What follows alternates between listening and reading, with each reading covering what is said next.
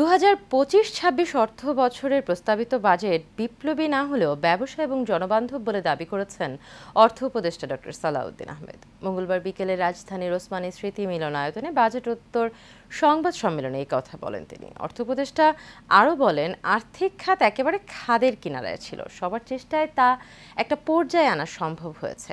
আবির হোসেনের ক্যামেরায় ওয়ালিদ সিদ্দিকীর রিপোর্ট দেখুন। ওসমানী স্মৃতি মিলনায়তনে বাজেটোত্তর সংবাদ সম্মেলনে অর্থ উপদেষ্টা বলেন, এবারের বাজেটকে কথার ফুলঝুরি বাদ দিয়ে বাস্তব ভিত্তিক করা হয়েছে। তিনি আরও বলেন, নানা প্রতিকূলতার মধ্যে দেশকে সামনের দিকে এগিয়ে নেয়ার চেষ্টা রয়েছে এই বাজেটে। অনেকে বলে যে তোমরা তো আগের পদাঙ্ক অনুসরণ করেছো, আগের ম্যাক্রো ইকোনমিক ফ্রেমওয়ার্ক। আমরা যে সময় চট করে ডিপার্চার করে নিয়ে গেলে না, দারুণ বিপ্লবী একটা বাজেট দিয়ে দেবো, দারুণ একটা রেভিনিউ আনবো, সম্ভব না। আমরা কতগুলো ফ্রেমওয়ার্ক মেথোডোলজি আছে সেটা তো ফলো করতে হবে। তাহলে আমরা একটা পদাঙ্ক অনুসরণ করে সামনে যাচ্ছি, সেটাও ঠিক না।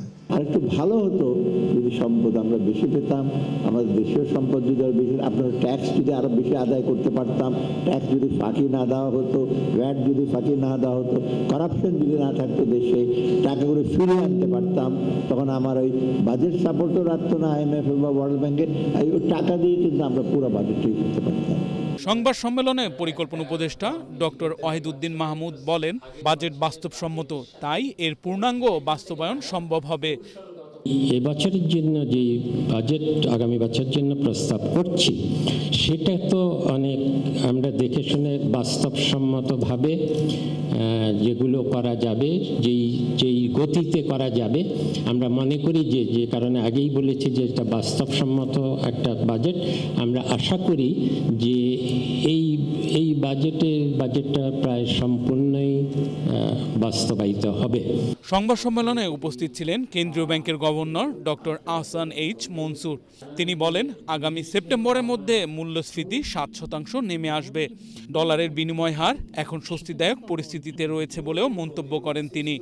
আমাদের মেইন চ্যালেঞ্জটা ছিল এক্সচেঞ্জ রেটটাকে স্টেবিলাইজ করা, কারণ যতদিন পর্যন্ত এক্সচেঞ্জ রেটটাকে আমরা স্টেবিলাইজ করতে না পারতাম, আমাদের কিন্তু মূল্যস্ফীতির এগেইনস্টে যে যুদ্ধ, সেটা কিন্তু আমরা জিততে পারতাম না। কারণ বিদেশের জিনিসের দাম বাড়তো এবং সেটা প্রভাব আমাদের ডোমেস্টিক ইকোনমিতে মূল্যকে বাড়িয়ে দিত। এখন যেহেতু গত 7-8 মাস ধরে এক্সচেঞ্জ রেটটা মোটামুটি 122-123 আছে, আমাদের একটা স্বস্তি আসছে।